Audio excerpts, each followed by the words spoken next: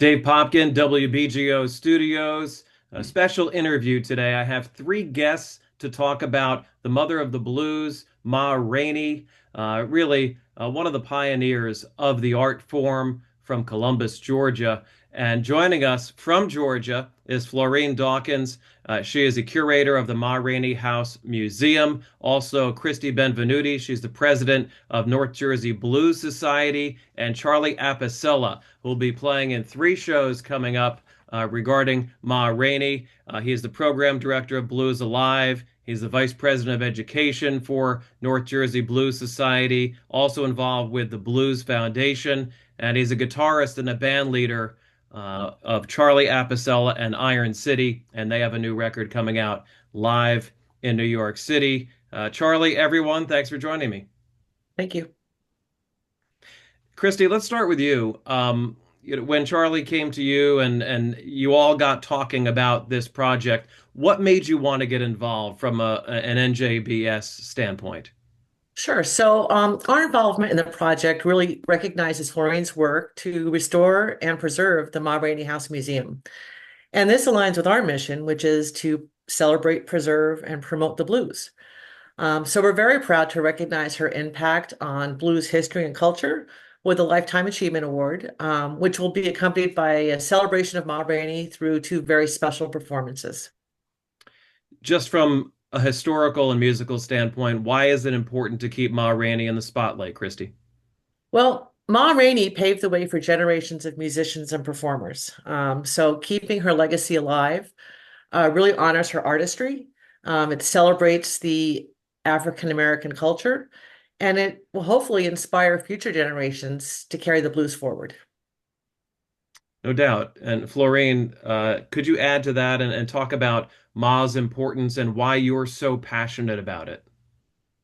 I think to start with, I'm originally from Hot Springs, Arkansas, and my grandmother owned a nightclub on one corner and a store. Hers was Miss Georgie's place. My grandmother's sister owned a nightclub on the other corner, Miss Betty's place. So I grew up with the culture of the blues and music. I grew up of hearing people play and sing the blues, and so that's part of my DNA. But when I came to Columbus in the late 70s, it was no recognition to Maureen in her home.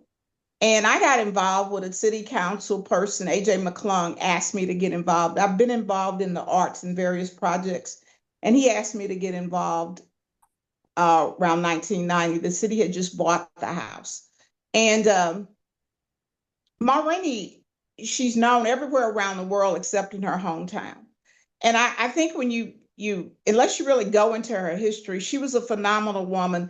She was on the road. She left Columbus at 18. She traveled on the road. She had her after her and Paul Rainey separated. They used to when Paul Rainey came to Columbus when she was 18. They got married and she left. They were known as Ma and Paul Rainey's assassinators of the blues. And after about 12 years, Paul Rainey was nowhere. They weren't together anymore. I like to say maybe she assassinated him, but I don't know about that. But they were no longer together. She struck out on her own. She had her own band. She had her own traveling bus. For an African American woman to do this in that time period was phenomenal. She played with some of the greatest: Thomas Dorsey, Louis Satchmo Armstrong. Um, just she was a woman before her time, and preserving her legacy. And the award is really not for me. I say it's for the people on this journey that helped me, who recognize the greatness of Ma Rainey and the legacy she left here. She didn't sign to Paramount until she was 37 years old. So she had done a whole lot of things before then. So it's just to preserve her legacy as an African American, as a blues singer, and as a woman. It was very important to me.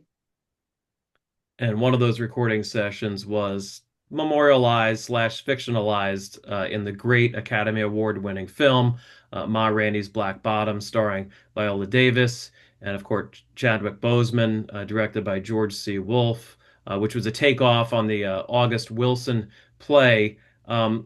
What was your reaction when Ma started to get a little bit more notoriety around that time, around the play, around the movie, and as the museum continued to grow as well?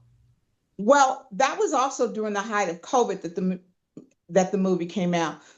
But August Wilson's niece, who runs his museum, came to visit, and it didn't go into, and which I wish someone would do. It didn't go into the depth of Ma Rainey's life. It went into August Wilson wrote 10 plays, and those 10 plays are about the injustices of African Americans during that time period.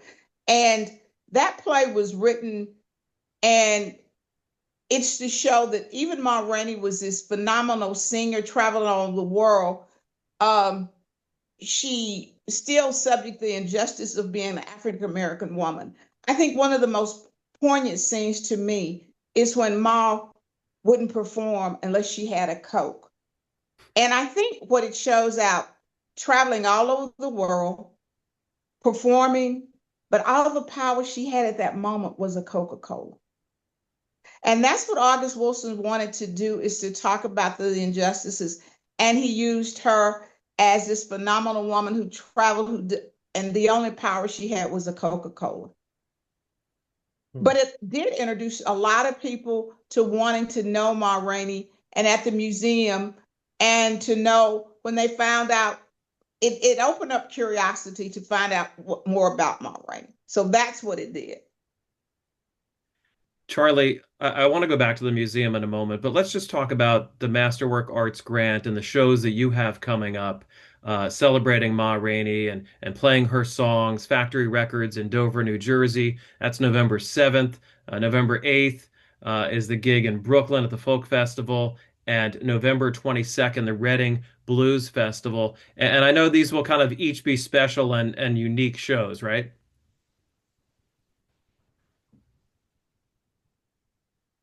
So all three of the shows are different. They're all different formats, which is great that we're able to, you know, show different sort of flavors of blues music. Okay, so the first show is when we're going to present Florene with Cristy, and North Jersey Blues Society is going to present Florene with a Lifetime Achievement Award for her work as a folklorist. This is going to be at Factory Records. This is a Friday evening. And then we're going to have an acoustic duo performance. So I'm going to play with our singer, Baritha Reddy, and we're going to do our entire repertoire just like she and I do when we get together to rehearse. So it's going to be a great different type of energy. Her voice is going to be really forward in this. And we're going to move through the material kind of quicker, you know, and really it's going to be a very compelling presentation of it. The band is Avery Sharp and Steve Johns. So the three of us, what's interesting about the way that what keeps me interested in it is that I'm spending all this time transcribing and dealing with Ma Rainey's recordings the way it is. We're not reinterpreting. And that's really a bit of a, you might say, a criticism or an artistic difference I have with Branford Marsalis for the soundtrack that he recorded and arranged for the movie, is that, you know, I'm taking a different musical approach with it. So we have, you know, myself, Avery Sharp, and Steve Johns. It's almost like a hard bop trio. It's almost like a, you know, really out of the way that people kind of know me for, in sort of that Grant Green or Wes Montgomery style tradition, but we're applying it to this material. Right. And then of course, we add the singer, and we're focusing on Ma Rainey's, these transcriptions that I've made. And then we are expanding on that. We're talking about the people that she influenced, that she was a mentor, and how music from the moment of Ma Rainey's time, how she was the catalyst for so much, almost all American music that came after that moment. So that's how we're framing the music. That's how we're framing her, with this idea of Ma Rainey, great American composer. So the following day, when we visit Brooklyn Folk Festival, Florene, we're going to again present the award. And then we're going to have a panel where we're going to put Florene's perspective forward. So from the stage, we're talking about Ma Rainey. We're presenting the music, but in the panel format, we're going to put Florene's story, her insights, and her journey as such an important folklorist, and we're going to put her forward. And then Florene is not gonna visit us for when we're gonna headline Reading on the 22nd, and that's going to be a 90-minute concert. That's a big theater. That's a 600-seat theater, and that's going to be the quartet. And we have a 90-minute concert where we're going to play. There's going to be a couple trio versions, non-vocal versions in there too. So I'm going to be able to hit some of my BB King material. There's a couple original compositions that I wrote based on Ma Rainey's work. And for me, not only do I have a wonderful friendship and have had this mentoring from Florene, but I draw on my experience when I was a student at the University of Massachusetts, and I really learned about all this from Archie Shepp. At the time, I studied African American studies when I was there and arts administration. So I'm really able to take those disciplines and the lessons that I learned from him. I met BB King when I was there. The lessons I learned from my composition teacher, Yusef Latif. I had another history teacher, Billy Taylor. And the more I work on that material, on the things that I learned from them, I go back farther and farther. And all these roads lead to Ma Rainey. So my work with Cristy has really showed me the value of preservation, of the curation of blues, of being interested in things like the Ma Rainey Museum. And that's where I was able to really draw on my friendship with Florene and kind of bring this whole thing together. Let's talk about the music specifically. To me, it's like the transition point, like a pivotal nexus in early 20th century music, where you move from the field songs and the minstrel songs and vaudeville and that kind of thing to what we know today as modern blues, right? Like an AAB structure with in the verses and soloing and like you say specific, compositional elements that kind of formalize the music. Charlie, can you just speak to how important that is and how influential those songs were to subsequent artists like, the Muddy Waters of the world? Right. That's exactly what we do in the show. Right. So because we draw on our singer's repertoire, Baritha Reddy's, what she's familiar with, what she's, comfortable with, presents in her stage, and we mix that in. So the music itself, it's almost like a show, right? We put the show together. So Ma Rainey is the great American composer.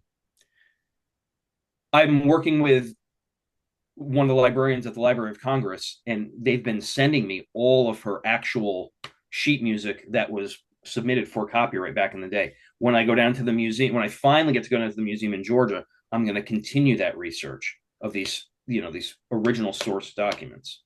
Because Ma Rainey, what is blues? In my definition of blues, blues is a folk vocal tradition. Ma Rainey had this incredible collection of contemporary musicians around her, which helped, like you said, frame the folk vocal tradition. This is the meeting point of what she's the master of, this folk blues vocal style. And she had all these people that were able to put chord progressions on her melodies, her vocal melodies, these stories she was telling. So when we listen to Ma Rainey did not improvise. If there's a blues tune that's 6 choruses long, she's singing the same melody, all of the 6 choruses. She might introduce a new note, somewhere within those 12 bars over the course of the performance. And it's always to help emphasize the story. She was a meticulous composer. So much so that you'll hear Thomas Dorsey, you'll hear Tampa Red. They play a term that I coined, which is called blues vocalese, where they play on the instrument and they mimic, they repeat in real time, her melodies. That's how powerful her melody statements were. And that's why she is the great American composer. I haven't counted, but not all, only a portion of her tunes are even blues tunes. A lot of it, the story and the melody are so strong that different chord progressions and different forms were written to house these stories, to house these melodies. It's not just your typical 12-bar blues. In fact, that's not even the majority of her recordings. And this is all over time. I'll, take this idea farther and do more with it. Let's go back to something that Florene said a little while ago about how rare it was for a woman to be the boss, right? To hire the band and write the music and have a bus and maybe stay in a better hotel in some cities and have a mink stole and all this stuff that she did as a charismatic person and performer. Cristy first and then Florene. What is it about her themes in the music and just the fact that she was able to speak out as a woman through that that touches you? Well, being a woman in the blues industry, it definitely touches me because this industry has primarily been driven by the male. Um, so I have a lot of respect for her work, and I think that she's an inspiration to me for sure. Florene? To me, and why I got started on this journey, as I talked to related back to my aunt and my grandmother. But I think when I was growing up, I always had to be home out of my grandmother's club at 4 o'clock. I don't know what happened after 4 o'clock, but I just couldn't be there. But I think it's the blues was told a story. And during that time in Jim Crowism, it told a story of pain. It told a story of love, love lost, love found. It also told a story of how hard life was. I interviewed Ma Rainey's great niece, Miss Rutledge, Miss Jean Rutledge, and when they were growing up, they couldn't listen to Ma Rainey's music, even though that was her aunt. They weren't allowed to listen to it. I grew up in an era African Americans thought that blues music was the devil's music. It was music up under your dress. And I don't want to talk about that one, but that's what they called it. It was the devil's music, music up under your dress. It was a certain category of African Americans who made the blues and lived the blues. And it was heartache, it was pain, it was everyday life. And it was a depiction of everyday life and putting of what was going on. And Ma Rainey had seen this from when she was in Columbus, Georgia, when she traveled, when she left with Pa Rainey. And that was pretty much her life. And telling that story, you go from slave chant songs, you go to gospel music. I think that's all indicative of the blues because it's music that bears your soul. Um, like I said, her own family, because of their beliefs and heavy in the church, they didn't even listen to her music. And I think the world didn't know who she was to appreciate who she was. Thomas Dorsey, who was born in Villa Rica, learned his parents were preachers, left home, learned to play the music in Atlanta, became Georgia Tom, became her piano player. He was her director of her band. And he vacillated between the blues and gospel music. Actually had two breakdowns with this. And then after he lost his wife and his baby in childbirth, he went strictly to the gospel music. And one of the writers said after Thomas Dorsey, he said after it was nowhere to go but to the Lord after Ma Rainey. But it's pivotal that we realize Ma Rainey is more than even her music.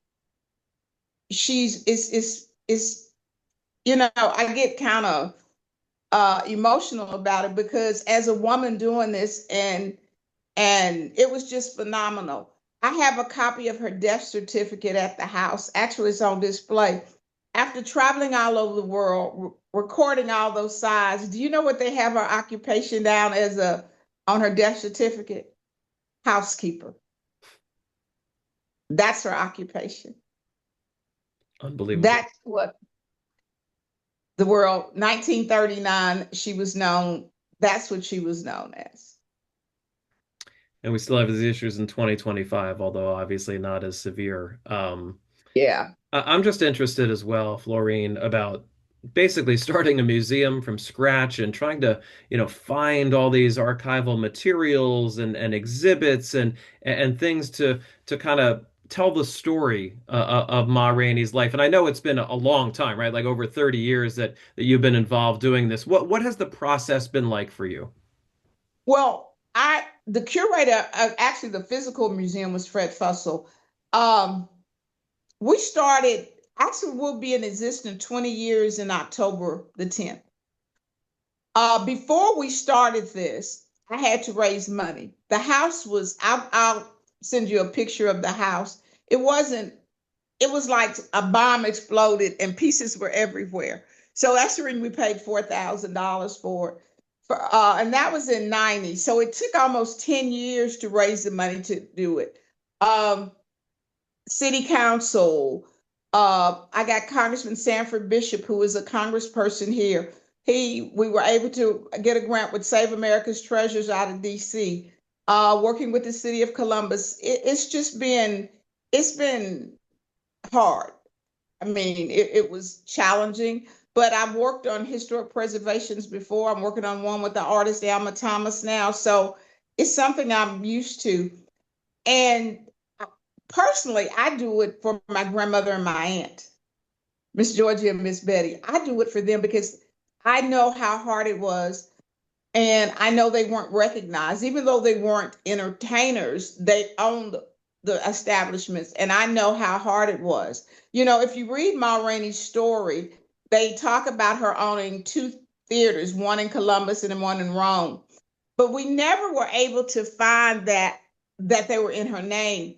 But I'm not surprised because back then women didn't have rights to own property in a lot of places, and African Americans did not own property. So possibly it was in there, but it wasn't in her name.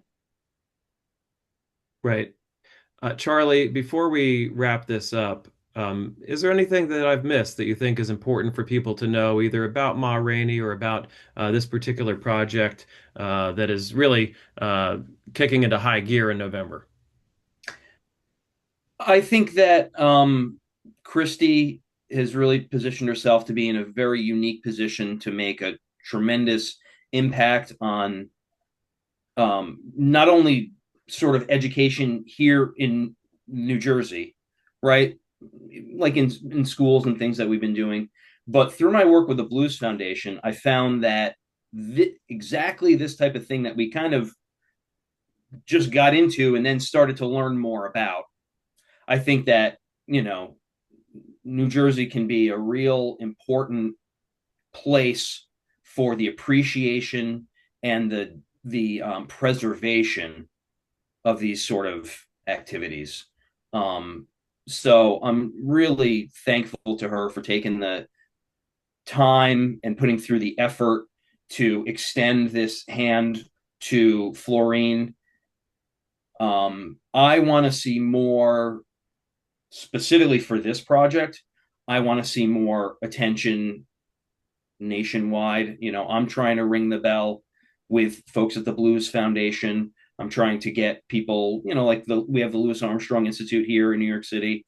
We have Jazz Museum in Harlem. I have friends at Lincoln Center. So I'm trying to really get this elevated because my view is that the thing that gives any musician, any academic musician, usually academic music is called jazz in our world. Okay, what we're talking about here is African American classical music. The only thing that gives any performer or any academic or anyone interested in the music any credibility at all is their proximity to and their ability to express blues. So the buck stops here with blues. And, I have a vision of the Blues Foundation through affiliates like Cristy raising to the level of having the academic might that institutes that teach jazz Jazz at Lincoln Center, things like that. They need to be answering to the Blues Foundation. The Blues Foundation doesn't need to be kind of mired in this intuitive, folksy blues rock mumbo jumbo. This is the answer where we are here, folk and blues. Everything else only can hope for credibility should they reach this level of authenticity. And Ma Rainey is the pinnacle of authenticity when it comes to this historic moment that she lived in. Everything that came before her was filtered through her, and everything that came after her was a product of her and her proteges, her apprentices. And that's the story that I'm trying to tell.